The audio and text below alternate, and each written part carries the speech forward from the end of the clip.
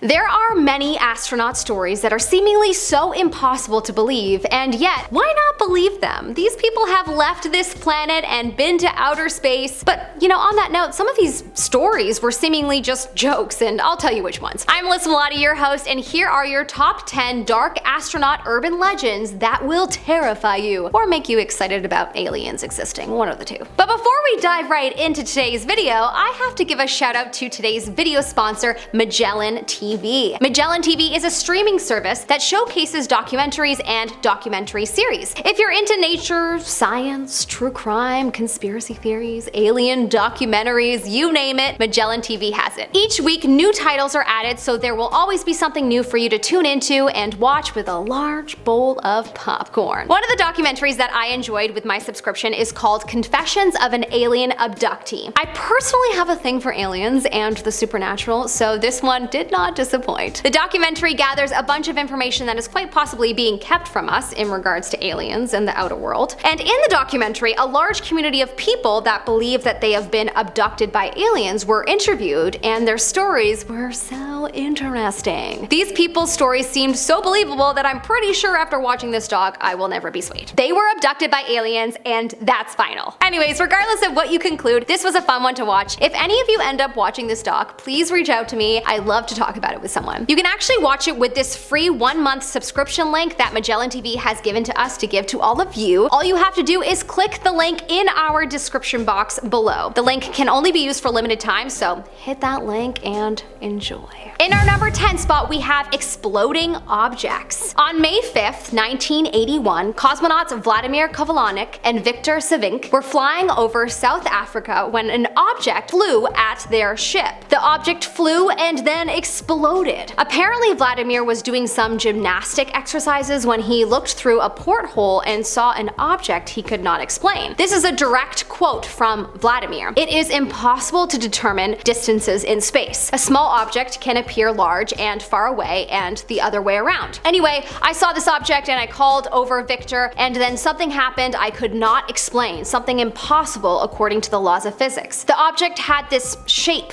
elliptical, and flew with us. From a frontal view, it looked like it would rotate in flight direction. It only flew straight, but then a kind of explosion happened, very beautiful to watch, of golden light. This was the first part. Then, 1 or 2 seconds later, a second explosion followed somewhere else, and 2 spheres appeared, golden and very beautiful. After this explosion, I just saw white smoke, then a cloud-like sphere. Before we entered the darkness, we flew through the Terminator, the twilight zone between day and night. We flew eastwards, and when we entered the darkness of the Earth's shadow, I could not see them any longer. The 2 spheres never returned. Vlad and Victor have commented that it was probably a UFO, because it was definitely not mysticism. 2 people watched it at the same time." In our number 9 spot, we have the Unidentified Object. In 1995, astronaut Catherine Katie Coleman was on board the US Space Shuttle Columbia during its STS-73 mission when she said, "We have an unidentified flying object." Look, that is a very serious joke. As an alien believer myself, okay, I'm like a borderline a believer.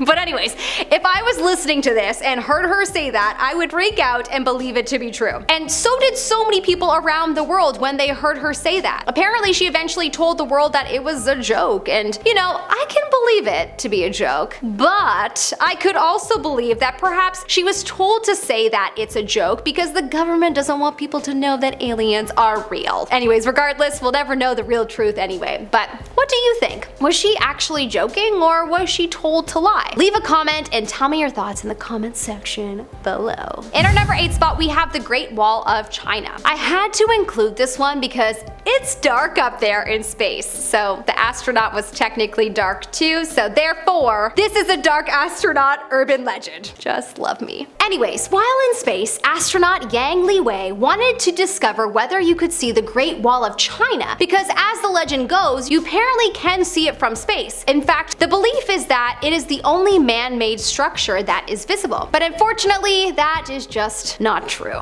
I know, how sad, right? It actually terrifies me that after this was proven untrue, that the Guinness Book of Records people weren't on this. They should be planning some kind of structure that can be seen from space, because otherwise, what is their purpose?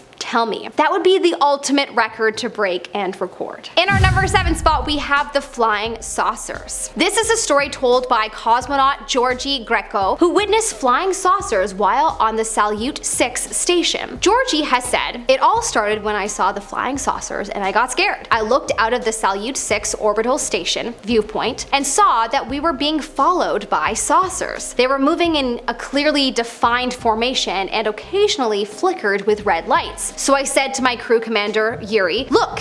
Here they come." He smiled and said that it was just dust that had come off the station coating when we corrected our orbit. But Georgie performed an experiment to show that it was not dust, and later on he went on to see them again, and this time there were more witnesses with him. This is wild, but honestly I totally believe it. It's silly to think that we're the only intelligent life to exist in the universe. I don't know, maybe it's just me. In our number 6 spot, we have glowing particles. Astronaut John Glenn was in his first orbital flight on the Mercury 6 when he came across something strange. The spacecraft was in orbit, and when the sun came out, he said that he was surrounded by thousands of small glowing particles that were moving alongside the ship, spinning around. He has said that he had never seen anything like it before. Alien spaceships, he thought. Well, he later discovered that the particles were small pieces of ice. The product of hydrogen peroxide decomposition in the Attitude engines. Apparently it was a while before he learned this, so it must have been really hard to have this truth sink in. Darn, well, this story did seem promising, but sadly no alien discovery here. Although, if it were aliens, would he not be terrified, as I guess he would have been surrounded by a fleet of them? In our number 5 story, we have pink fireflies. In the mid-70s, apparently the American Skylab space station had a UFO sighting. During his 3rd expedition to the station, Bill Pogue went on a spacewalk, which is, yes, a walk outside the space station in space. Pretty terrifying. On one of his walks on November 22nd, 1973, he noticed something weird. There was apparently a dim light not too far from the planet. Suddenly, his partner Ed Gibson said, "Look at those things. Are those UFOs? There are hundreds of them." Bill looked in the direction that his partner was pointing in, and he saw a ton, maybe even hundreds, of flying objects that looked like fireflies, pink and purple, with a bit of a metallic tint. After a while of pure astonishment, skepticism kicked in, and Bill had an epiphany that made him laugh out loud. He said, "These UFOs are pieces of plastic insulation that I had cut off when I removed the junction box. The aluminum was the metallic appearance that reflected the light." Well,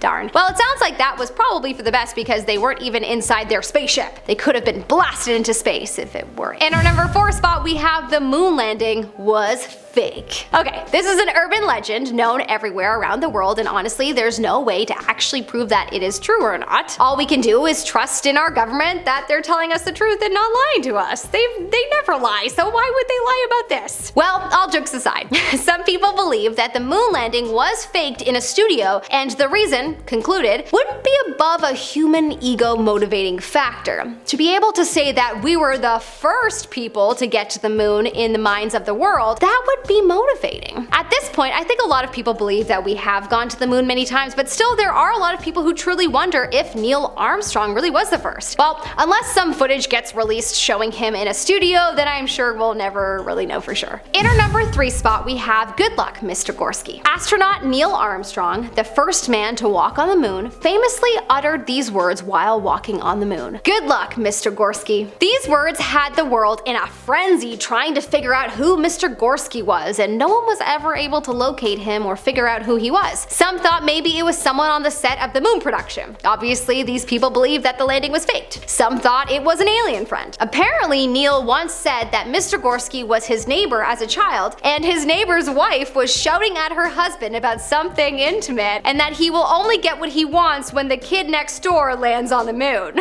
Well, that would be pretty crazy if the story were true, but apparently there is no proof, as NASA has released their transcripts and they don't even show Neil saying that at all, and some think he was just joking. In our number 2 spot, we have CoMOONion. This is an urban legend that after further investigation I have concluded seems to be true. It's not necessarily dark, and I'm not sure it would terrify you unless you're afraid of religion, which fair enough, I'm sure there's someone watching that is, but I wanted to include it because it's kind of a cute story. Apparently in 1969, when Neil Armstrong and Buzz Aldrin landed on the moon, Buzz had his own little communion and ate bread and wine provided by his church back home and recited a few words for the ceremony. He has a CoMOONion. Get it?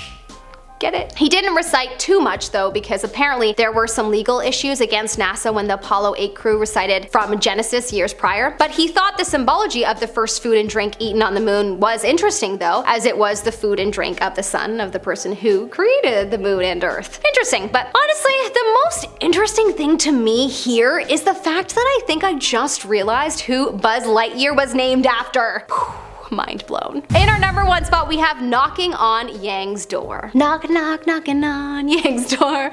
Everything's a song in my head. In 2003, Yang Liwei became the first Chinese astronaut in space. In 2016, Yang said he heard someone knocking on the outside of his spaceship. He tried to look outside of the ship through a peephole, but of course no one was there. He tried to describe and even demonstrate the sound for people when he got back home, but of course no conclusion could have been made. Some hypothesize that it could be the expanding and contracting of the ship due to the ever-changing temperature of the ship as it orbits the Earth. People of course also think that it's probably time travelers from other spaceships in time, or, aliens. I say most likely both. Thanks so much for watching, guys. This was such a fun video to make. I'm Melissa Melotti, your host. Follow me on Insta and YouTube at Melissa Melotti, and I will see you next time. Have a good day, sir. On May 5th, 1981, cosmonauts that's so hard to say, Vladimir Kovalyanek and Viktor Savinya, I don't know. Cosmonauts Vladimir Kovalyak and Viktor Savinya, that's not how you pronounce their names. Some thought maybe, what the fuck? What's that sound?